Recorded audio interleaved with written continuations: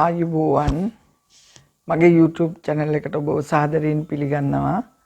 මම අද ඔබ හමුවට ආවේ අලුත්ම විදිහේ පාඩමක් අරගෙන.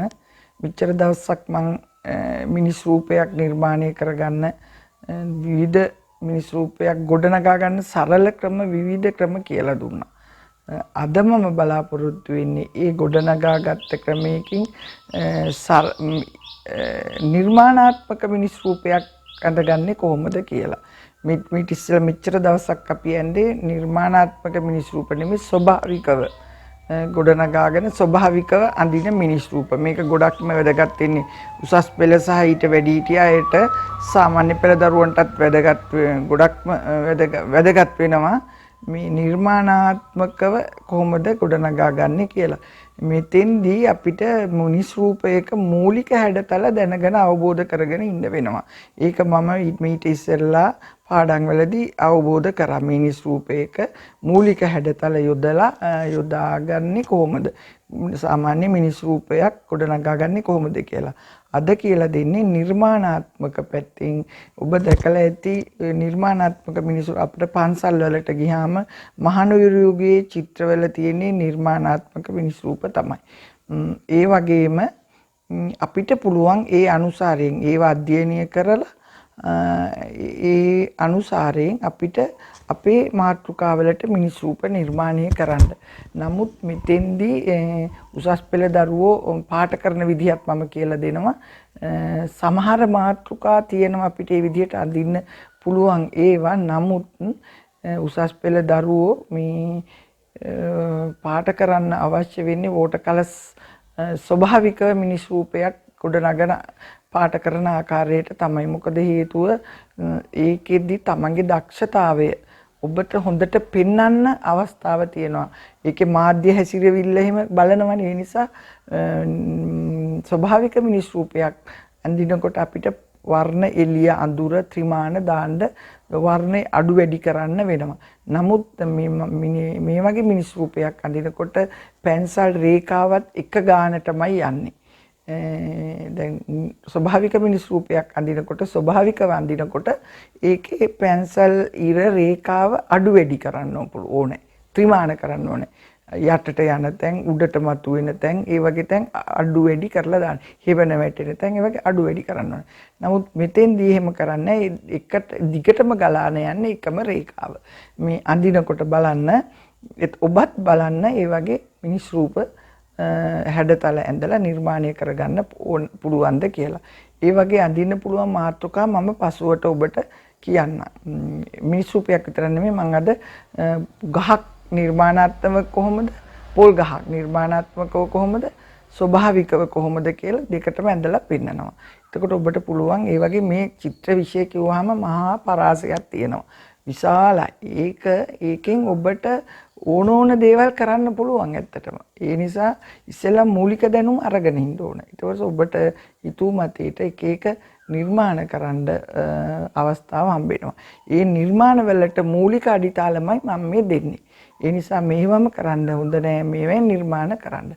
ඒ වගේම මම ඔබෙන් ඉල්ලීමක් කරනවා මගේ channel එක අලුතෙන් එකතු වෙන අයට එකතු වෙන්න ඔබ උදව් කරන්න. ඒ subscribe කරන්න. අලුත් අදහස් මට කියලා එවන්න. මම ඒවට මට හැකි වෙලාවට හරි පිළිතුරු දෙනවා. ඒ වගේම මගේ ඔන්ලයින් පාඩම් මාලාවක් තියෙනවා. සෙනසුරාදා උදේ 9 ඉඳන් පැය 2මාරක් 6 7 දරුවන්ටත් සෙනසුරාදා 3 ඉඳන් 5 වෙනකන් 9 10 11 දරුවන්ටත් ඉරිදා උදේ 9 ඉඳන් 12 වෙනකන් උසස් පෙළ දරුවන්ට සහ වැඩිහිටිය අයට බොහෝ ගුරුවරු ඉන්නවා. සමහර ඉස්කෝලවල චිත්‍ර කරන්න වෙලා තියෙනවා. නමුත් චිත්‍ර ගොඩක් දුරට කරලා නැති කට්ටියන්ට පොඩි ඉස්කෝලවල එහෙම කරන්න වෙලා. ඒ වගේ අය මේ දැනුම අරගෙන කරනවා නම් හොඳයි ඇත්තටම. දරුවන්ට මේ චිත්‍ර විෂය කියන එක අත්‍යවශ්‍ය විෂයක්, සෞන්දර්ය විෂයක් අවශ්‍යමයි. ඒ නිසා ඒ වගේ අය එකතු වෙන්න. මම ලොකු ගාණක් අය කරන්නේ නැහැ. 6-7 දරුවන්ට රුපියල් 600යි 9-10-11 දරුවන්ට රුපියල් 800යි මාසෙකටම උසස් පෙළ දරුවන්ට සහ වැඩිහිටියන්ට රුපියල් 1000යි. ඒ නිසා ඒ ඔබට කැමති කෙනෙක් ඉන්නවනම් ඒවට සම්බන්ධ වෙන්න. ඒ සඳහා මට මේ පහතින් සඳහන් වෙනවා මගේ මේ ටෙලිෆෝන් නම්බර්ස්. ඒවට කතා කරලා ඔබට සම්බන්ධ වෙන්න පුළුවන්. මම ඊට පස්සේ සම්බන්ධ වෙන ආකාරය කියන්න. වීඩියෝ එක නරඹන්න. බොහොම ස්තුතියි. මිනිස් රූපයක් අඳින තවත් ක්‍රමයක් කියලා දෙන්න තමයි සූදානම් වෙන්නේ. ගොඩක් මේ රූප ඔයාලට දකින්න හම්බෙනවා මේ විදිහේ රූප මේ සාම්ප්‍රදායික චිත්‍රවලට මහනුවරගේ චිත්‍රවල වගේ ඒවා. ඒ වගේ රූපයක් ඇඳගන්නේ කොහොමද කියලා තමයි මම අද කියලා දෙන්නේ. තනිකරම සාම්ප්‍රදායිකම රූපවල විදිහක් නෙමෙයි. ඒ අනුසාරයෙන් රූපයක් ඇඳගන්න මිනිස් රූප ඉරියව් කීපයක් අඳින විදිහ තමයි අද කියලා දෙන්නේ. නිර්මාණාත්මකයි. ස්වභාවික මිනිස් රූපයක් නෙමෙයි. ඊට චුට්ටක් වෙනස් කරලා අපි අඳින්නේ කොහොමද කියලා බලමු. අපි ඉස්සෙල්ලා මේ සැකිල්ල ඇඳගමු. එතකොට ලේසි.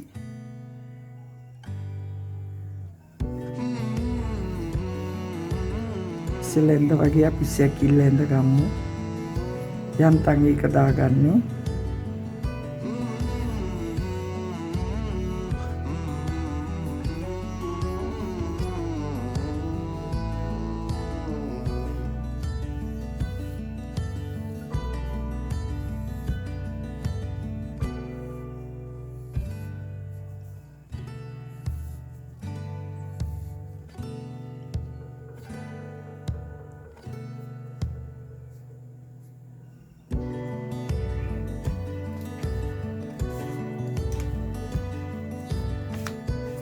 අපිට ටක් මේක වෙනස් කරන්න පුළුවන් කකුල නම්බලා යන විදිහට.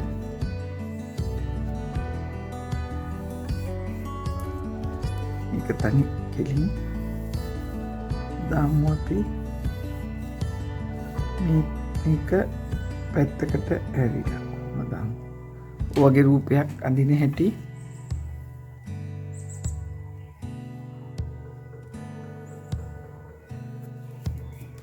චුට්ටක් ඔළුව උඩට වගේ ගමු.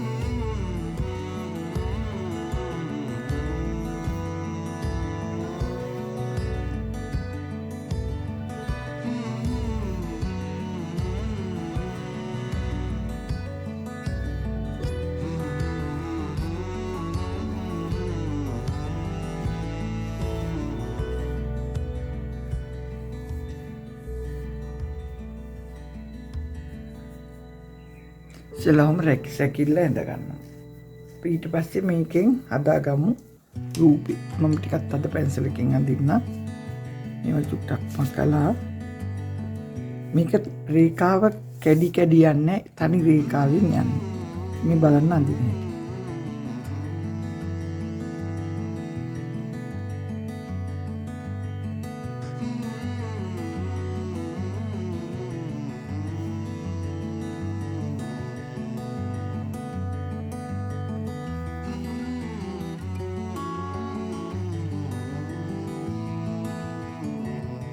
ඇහත් අපිට මෙහෙම සම්පූර්ණයෙන්ම ඇඳ හැකියි.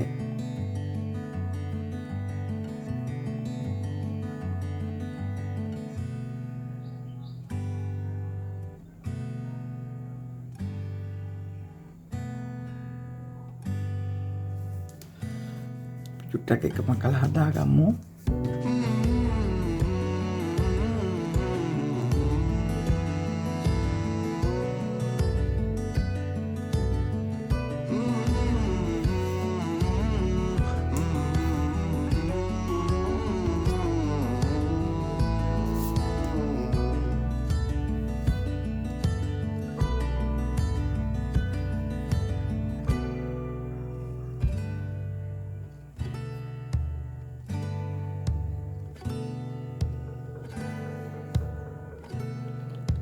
අපි මෙතෙන්දී අර රේඛාව අඩු වැඩි කිරිල්ලක් නැහැ.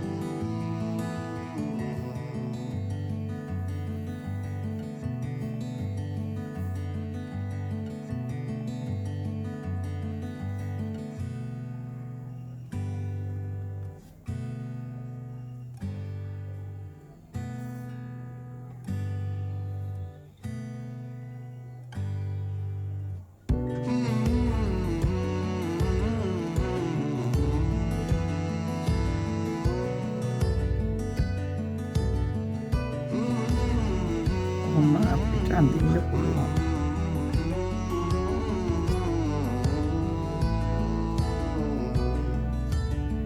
ඔය විදිහට.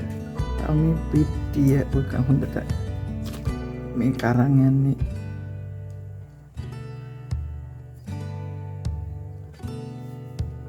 අපිට මේකේ පිටිය වියලා වගේ දාන්න පුළුවන්.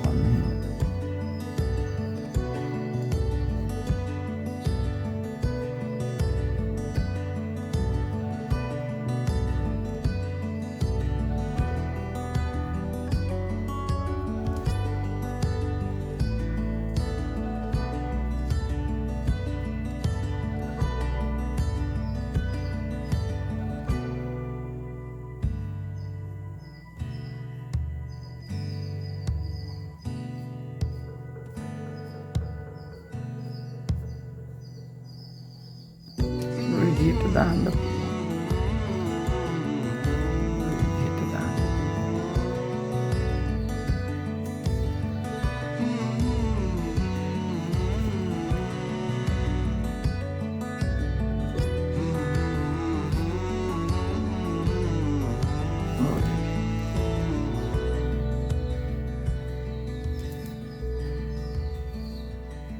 එක විදිහක්. මේ විදිහට තව දාන්න පුළුවන්. තව රූපමට කියලා දෙන්න පුළුවන් පැත්තකට හැනු රූපයක්.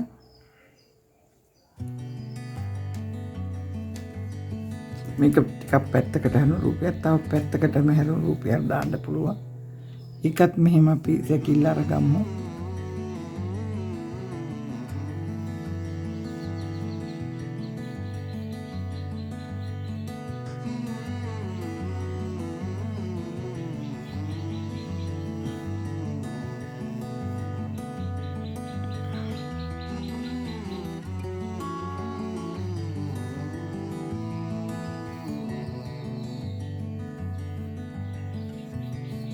මෙහෙම සැකිල්ල දාගෙන හිටියම අපට ලීසි.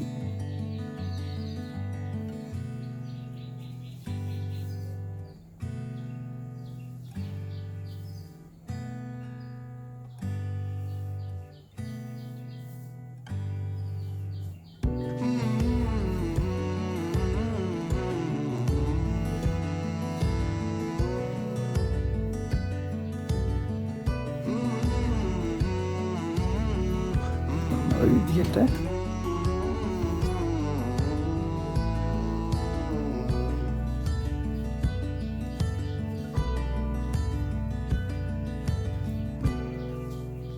මේක මේ වගේ සැකිල්ල දාගත්තා.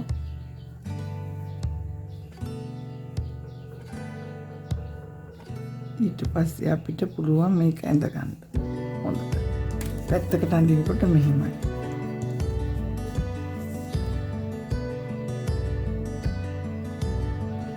මේක වෙදි ඉර මේ රේක් පැන්සල කඩ අඳින්නේ නැහැ පැන්සල් ඉර.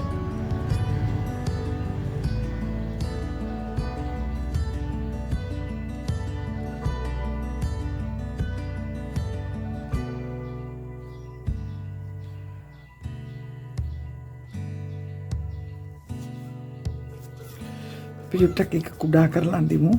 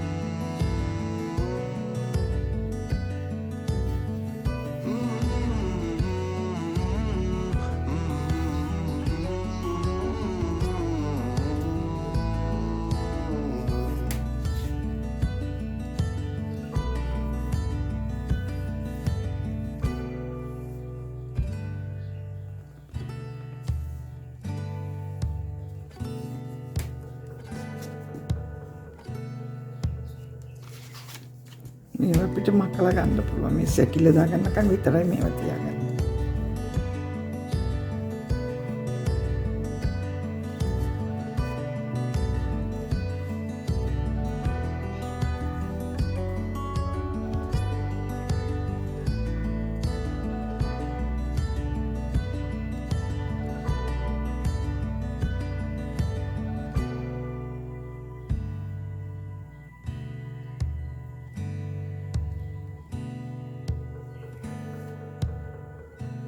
ඔය විදිහට ඇඳ හැකිය අපිට විනාශ කරනවා. මේකේ සාමාන්‍ය මේක නිර්මාණාත්මකයි මේ චිත්‍රය. මේකේ ස්වභාවික විදිහත් මම ඉඳලා පෙන්නන්න. මෙතන මේ විදිහට මෙහාට යනවා. ස්වභාවික විදිහට නම් ඒක වෙනස බලා ගන්න මේ කොහොමද කියලා.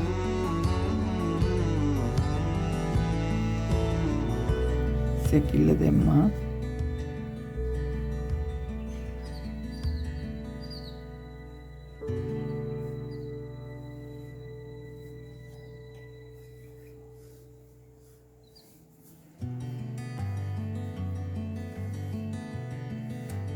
මෙහෙම සැකිල්ල දාගත්තා.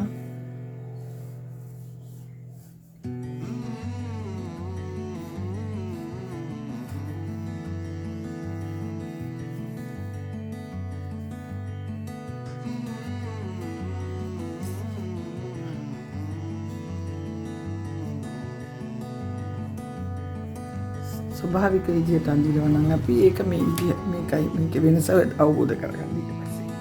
මේ ශ්‍රීකාව අඩු වැඩි කිරිල්ලක් තියෙන්න ඕන. බලන්න.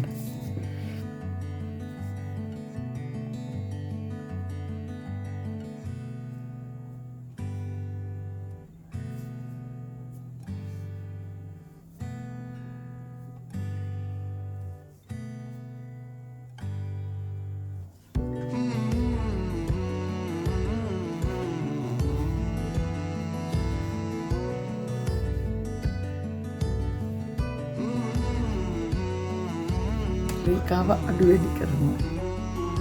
ත්‍රිමාණ කරනවා රේඛාව.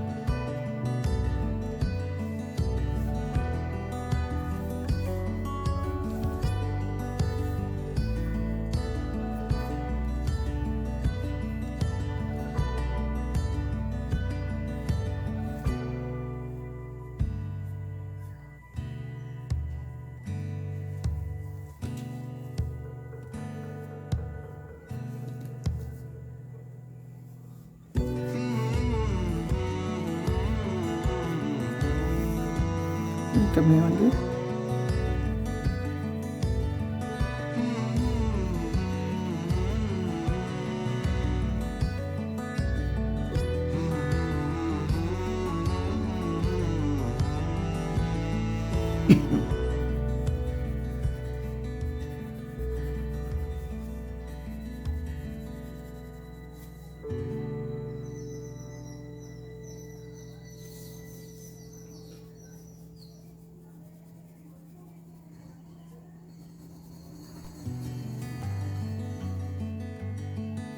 කඩු වැඩි වෙනවා මෙහෙම. මේක එතකොට දෙකක් මිනිස් රූපේ දෙවිදිහකටයි මං ඇන්දි.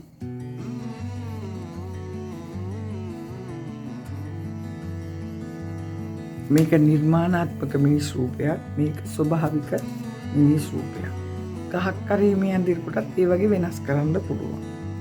ගහක් නිර්මාණාත්මක වඳිනවා නම් මේ විදිහට අඳින්න පුළුවන්.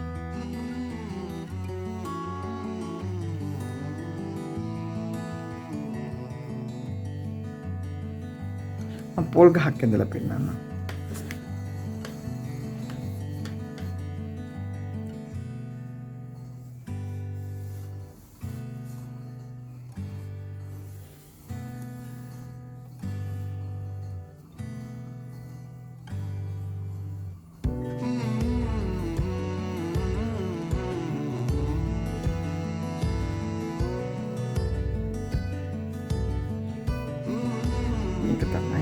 අපිට අඳින්න පුළුවන්.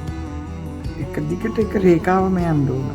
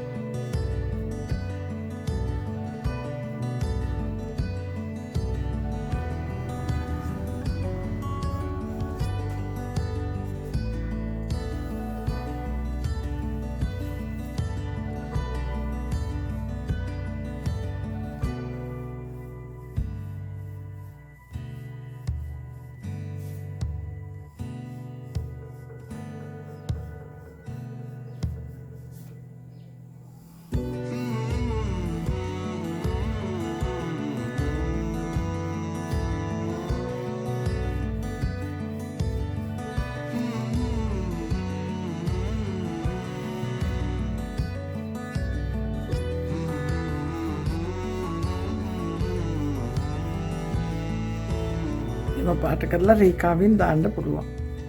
අනිත් දවසේ මේවා පාට කරන විදිහත් කියලා දෙනවා.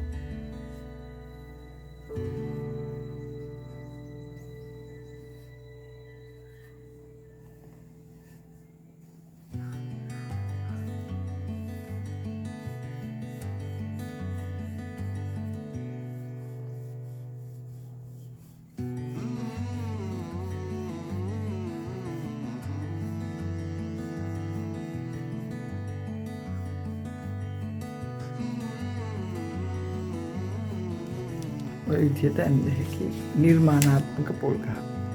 ස්වභාවික පොල් ගහක් ඊට වැඩිය වෙනස්.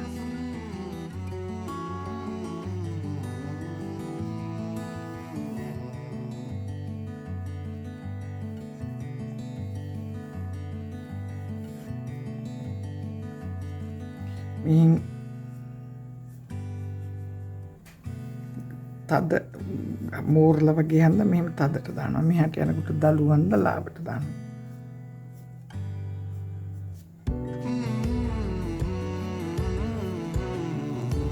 පොල් අතු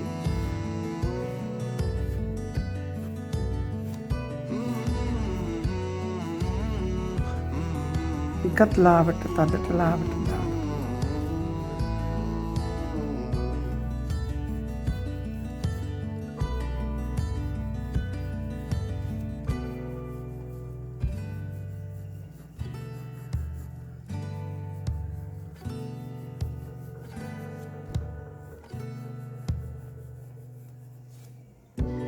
මේක තදට මෙහෙන් දානවා.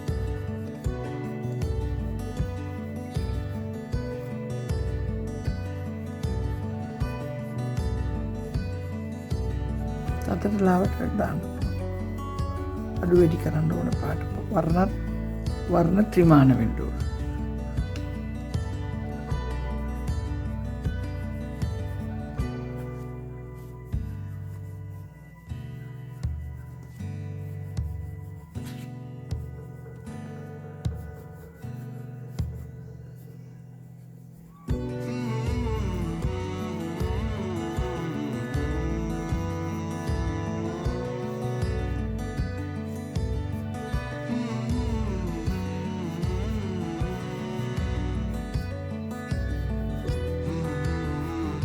වගේ අඳින්න පුළුවන්. නිර්මාණාත්මකව මේව ස්වභාවික. මේක ස්වභාවික, මේක නිර්මාණාත්මක, මේක ස්වභාවික, මේ දෙක නිර්මාණාත්මක. වලාකුළු එහෙමත් දාන්න පුළුවන් අපිට. ඉර වලාකුළු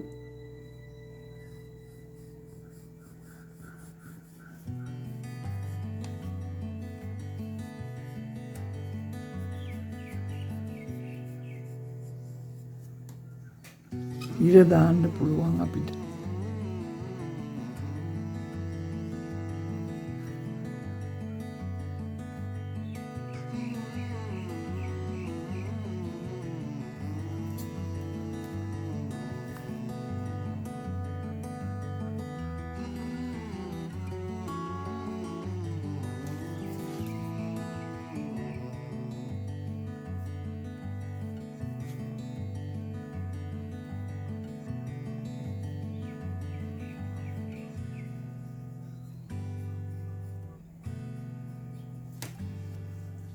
වගේ මෙහෙම දාන්න පුළුවන්. මේක තව එවන දාලා අඩු වැඩි කරලා ගන්න පුළුවන්.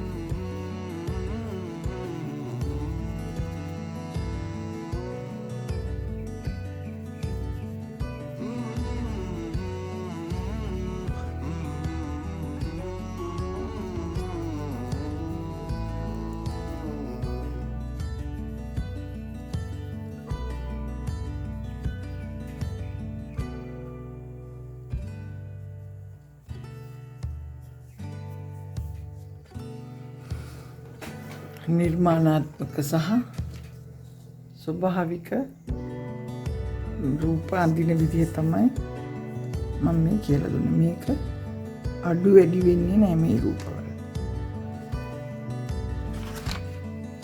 මේක රේඛාව එක දිගටම යනවා. මේක ස්වභාවික රූපනේ. ගතියක් පෙන්වනවා නම් ඒක අනිවාර්යයෙන්ම අඩු වැඩි වෙන්න ඕන.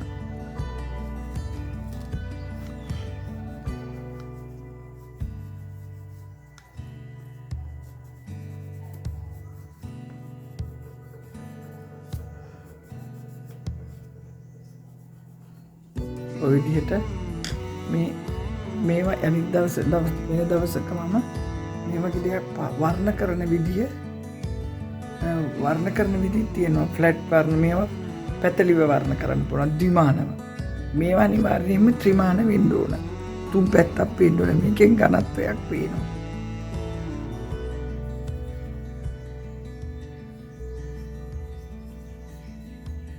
මම මෙතෙක් කියලා දීලා තියෙන්නේ මේ පාට කරන විදිය තමයි. මේක පාට කරන විදිය මම කියලා දීලා නැහැ. ඒක ෆ්ලැට් පාට කරන්න පුළුවන්. මේවා ගම්බද ඕනම චිත්‍රයක් මේ ක්‍රමයටත් ඇඳ හැකියි. මහනුවරගේ චිත්‍රයේම තියෙන ටිකක් මේ ශෛලියට තමයි අපිට ඒවෙන් අරගෙන අඳින්න පුළුවන් දේවල්. මේක තමයි චිත්‍රය.